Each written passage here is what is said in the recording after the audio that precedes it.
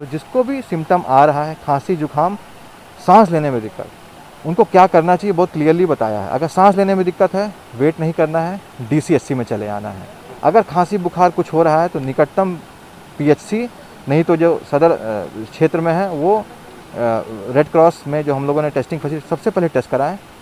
अगर सांस लेने में दिक्कत नहीं और सिम्टम है, टेस्ट कराएं। अगर पॉजिटिव आते हैं तो होम आइसोलेट हों, और इन लोगों को होम किट भी दी जाती है और दवाइयाँ उसको बराबर खाते रहें, अपना ऑक्सीजन लेवल चेक करते रहें। अगर ऑक्सीजन लेवल कम होता है, सांस लेने में दिक्कत होती है, सीधा इधर चले आना है।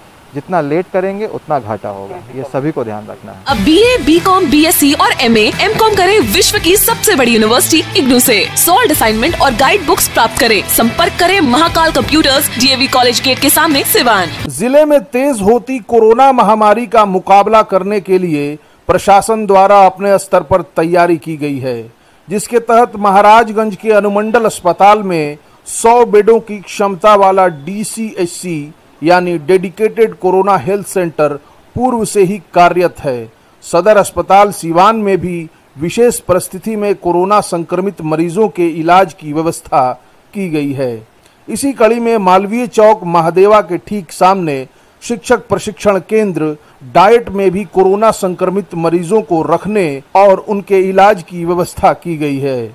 100 बेडों की क्षमता वाला ये केंद्र प्राप्त सूचना अनुसार 1 मई 2021 दिन शनिवार से काम करना शुरू कर देगा। डेडिकेटेड कोविड हेल्थ सेंटर का एक ये वो कमरा जहां पर तैयारियां तकरीबन पूरी हो चुकी हैं और ये ऑक्सीजन जनरेट करने वाली मशीन है। यहाँ पर कोरोना पॉजिटिव मरीज के लिए ये बेड है।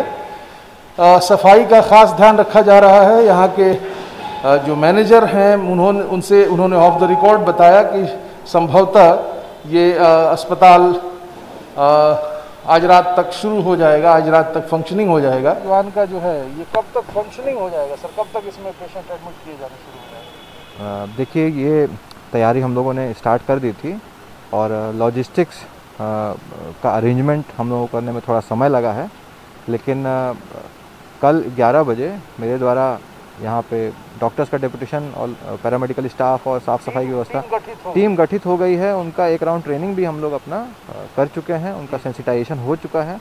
कल 11 बजे एक final meeting on the spot ही होगी। लोग जैसे डॉक्टर्स, मशीनें अपनी जगह दिखेंगी, बेड्स वगैरह पूरे तैयार दिखेंगे और कल मेरे द्वारा 11 बजे निरीक्षण किया जाएगा और संभवतः कल 12 बजे तक गो हेड दे दिया जाएगा इस जगह को DCHC के रूप में। कल 12 बजे से यहाँ पे पेशेंट एडमिट शुरू हो जाएंगे। देखिए, अभी पहला हम लोग का टारगेट है कि सदर अस्पताल में जो ICU का बेड ऑक्यूपाई किए हुए हैं लोग, उसके बगल में भी कुछ कमरे ऐसे हैं, जो कुछ बेड्स ऐसे हैं, 13 बेड्स जो ICU से संबद्ध हैं। तो पहला टारगेट रहेगा कि उन सभी पेशेंट्स को यहाँ पे हम लोग एडमिट कराएं।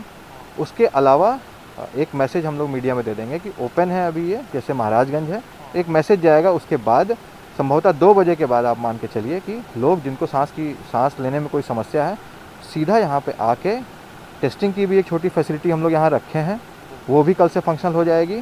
टेस्ट में अगर पॉजिटिव आते हैं तो एडमिट हो जाएंगे और नहीं भी आते हैं तो उनके लिए भी एक अलग से व्यवस्था की हुई है। टेस्ट के चक्कर में कोई संदिग्ध है, सांस लेने में दिक्कत है तो मान के यही चल रहे हैं कि कोरोना वायरस की वजह से ही समस्या है, लेकिन अगर निगेटिव भी आते हैं तो भी उनके लिए भी यहाँ पे व्यवस्था है, उनका भी ट्रीटमेंट का पूरा उपाय किया गया है।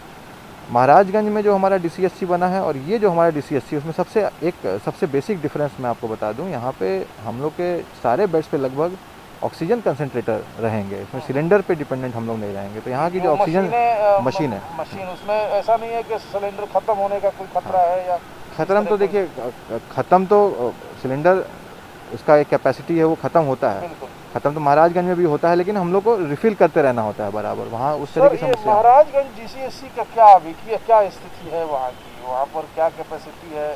देखिए, वहाँ की कैपेसिटी है टोटल 100 और वहाँ अभी लगभग 50 पेशेंट के आसपास हैं। अब होता क्या है कि हर दिन लगभग 13-14 पेशेंट्स आते हैं और लगभग 15-16 पेशेंट्स डिस्चार्ज होते हैं। तो इसीलिए क्या है कि अब अचानक से मान लीजिए एक बैग आज अगर 50 केस आते हैं तभी जाके वो 100% भर पाएगा, नहीं तो जितने आ रहे हैं लगभग उतने ही डिस्चार्ज हो रहे हैं। तो एक वहाँ पे एक मोमेंटम बन गया है या वहाँ पे एक पैरामीटर सेट हो गया है कि 50, 60 या 65 अधिकतम गया है, लेकिन डिस्चार्ज भी काफ़ी लोग हो रहे हैं। तो इस वजह से वो 100% भरा नहीं है, और मैं तो यही कामना करूंगा अपने ज़िले में कि वो भरे भी नहीं, लेकिन लोग उसका पूरा यूज़ करें। कोई अब जैसे अंतिम मौके पे कोई 42 ऑक्सीजन में आ रहा है, एक बैग 24 घंटे में किसी का ऑक्सीजन 42 नहीं हो सकता है, ये भी समझने की ज़रूरत है। तो अगर सिम्टम आ रहे हैं, सबसे पहले जाँच कराएँ।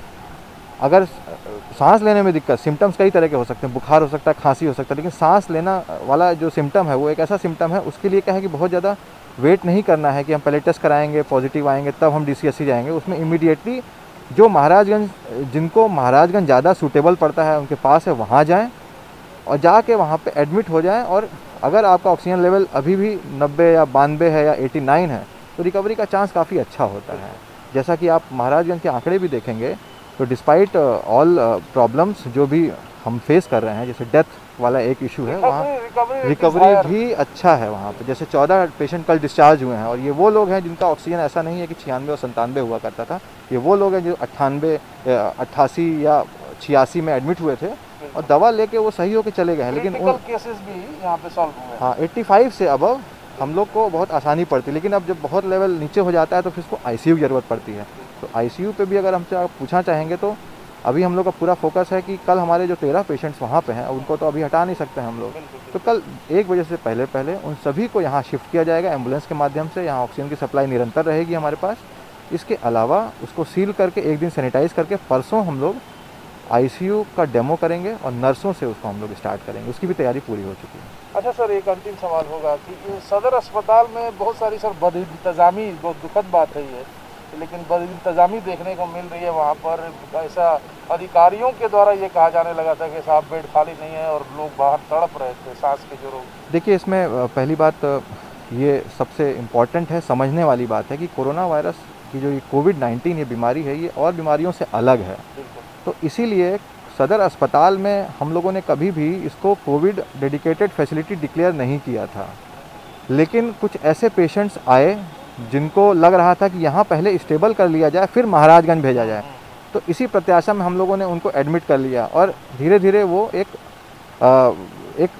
कह लीजिए कि लोगों में ये एक तरह से प्रचारित हो गया कि यहाँ पे भी बेड्स हैं, जबकि कोरोना वायरस के लिए हम लोगों ने कभी डेडिकेटेड यहाँ लगाया नहीं था। कायदे में उनको यहाँ आना नहीं चाहिए था, उनको सीधा महाराजगंज आना चाहिए था, जो हम लोग बहुत पहले से कह रहे हैं। लेकिन उसी प्रॉब्लम को देखने के लिए कि चूँकि सबसे ज़्यादा विश्वास अगर किसी भी व्यक्ति को इस ज़िले में है यहाँ के हेल्थ सिस्टम में, तो सबसे पहला विश्वास उसका सदर अस्पताल में ही होता है। इसीलिए उसके सबसे निकटतम जगह को हम लोगों ने चूज़ किया है। यहाँ 100 बेडेड हॉस्पिटल कल 2 बजे से पेशेंट्स लेने हम लोग स्टार्ट कर देंगे। तो अब सदर अस्पताल में एक्चुअली उस दिन भी किसी को नहीं जाना चाहिए था, और कल से तो बिल्कुल हम लोग उसको बंद कर रहे हैं। नहीं तो आप भी जान रहे हैं हमारे डॉक्टर्स वहाँ बराबर काम करते हैं, वो संक्रमित हो गए फिर इलाज कौन करेगा। तो अब लोगों को सदर अस्पताल जाने की ज़रूरत नहीं, सीधा यहाँ पे आएंगे। बतौर जिला पदाधिकारी सर, आप सीवान की पब्लिक को क्या कहना चाहेंगे? बहुत ज़्यादा एक एग्जाइटी है लोगों में, दुकानें 4 बजे बंद हो रही हैं और कोरोना वायरस की महामारी का डर और बहुत सारी तमाम जो पाबंदियां दिख रही हैं, कारोबारियों के अंदर भी एक निराशा है। बतौर जिला पदाधिकारी सर, आपको लोग देख रहे हैं, अभी क्या कहना चाहेंगे सीवान की पब्लिक से? देखिए, जो ये आपका प्रश्न है उसमें कई प्रश्न छुपे हुए हैं। पहली बात तो जो 4 बजे तक दुकानें बंद कर देनी है, ये कंसल्टेशन से राज्य सरकार की तरफ से निर्णय लिया गया है और ये पूरा कंसल्ट हो के ही लिया है। तो इसमें मुझे नहीं लगता है कि कोई वैसा चीज़ है। लोग इससे एक डिमांड थी कि जल्दी दुकानें बंद हो जाएं या लॉकडाउन हो जाए, तो सरकार का जो निर्णय है उसको हम लोग लागू कर रहे हैं 4 बजे तक। इसके अलावा सैटरडे संडे हम लोगों ने पूर्णतः लॉकडाउन किया हुआ है, लेकिन उसमें एसेंशियल सर्विसेज हर्ट नहीं होंगी। ये जो सैटरडे संडे वाली जो बात है उसमें हम लोगों ने व्यापारियों को इन्वॉल्व किया, बल्कि उनका तो कहना है कि और भी दिन लॉकडाउन किया जाए, लेकिन चूंकि आम जनता और गरीब आदमी भी दुकानों में काम करता है तो हम लोगों ने फ़िलहाल 2 दिन का निर्णय लिया है। तो लोगों से मैं यही आग्रह करना चाहूँगा कि डरना नहीं है।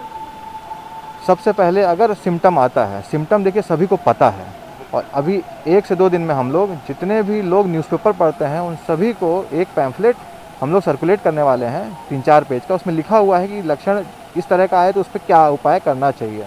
2 से 3 दिन के अंदर सभी जो न्यूज़पेपर पढ़ते हैं हमारे ज़िले में लगभग सबके पास पहुंचने वाला है। लेकिन टीवी के माध्यम से, अन्य सोशल मीडिया के माध्यम से, आपके चैनल के माध्यम से ये बातें ऑलरेडी प्रचारित की जा चुकी हैं। तो जिसको भी सिम्टम आ रहा है, खांसी, जुकाम, सांस लेने में दिक्कत, उनको क्या करना चाहिए बहुत क्लियरली बताया है। अगर सांस लेने में दिक्कत है, वेट नहीं करना है, DCSC में चले आना है। अगर खांसी बुखार कुछ हो रहा है तो निकटतम PHC, नहीं तो जो सदर क्षेत्र में है वो रेड क्रॉस में जो हम लोगों ने टेस्टिंग फैसिलिटी, सबसे पहले टेस्ट कराएं।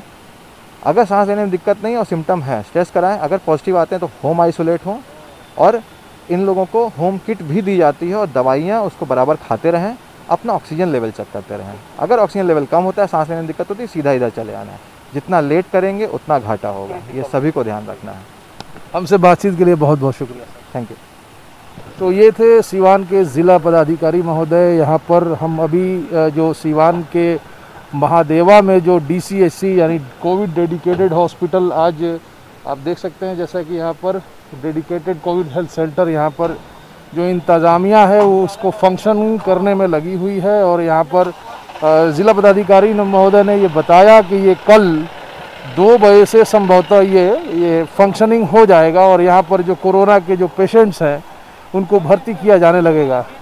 फ़िलहाल जो कोरोना के पेशेंट्स हैं ज़िले में जो महाराजगंज अनुमंडलीय अस्पताल है वहाँ पर भेजे जा रहे हैं, वहाँ पर उनका इलाज किया जा रहा है। और इसके अलावा जो बहुत इमरजेंसी वाली स्थिति है तो ऐसे केस में सदर अस्पताल में भी भर्ती किए जा रहे हैं। अच्छी बात यह है कि यहाँ सीवान में अब जो आसपास के जो गाँव के लोग हैं उनके लिए एक थोड़ी सुविधा की बात है कि 100 बेड का ये DCHC यानी ये डेडिकेटेड कोविड हेल्थ सेंटर का यहाँ पर संभवतः ये कल तक ये शुरू हो जाएगा, जैसा कि ज़िला पदाधिकारी महोदय ने बताया। और ज़िला पदाधिकारी महोदय ने ये भी बताया कि जो डॉक्टर्स की टीम है जो यहाँ पर जो कोरोना पेशेंट्स एडमिट होंगे वो लोग भी पूरी तरीके से तैयार है। ऑक्सीजन सिलेंडर के बारे में जहाँ तक बात है उसको लेकर के जो सिलेंडर की व्यवस्था तो है ही, साथ ही साथ एक ऑक्सीजन जनरेटिंग मशीन की भी यहाँ पर व्यवस्था है। ऐसी स्थिति में ऑक्सीजन की कमी कहीं से कोई नहीं होगी। तो फिलहाल इतना था, आगे जैसा भी होगा हम आपको अपडेट करते रहेंगे। देखते रहिए समय सीवान।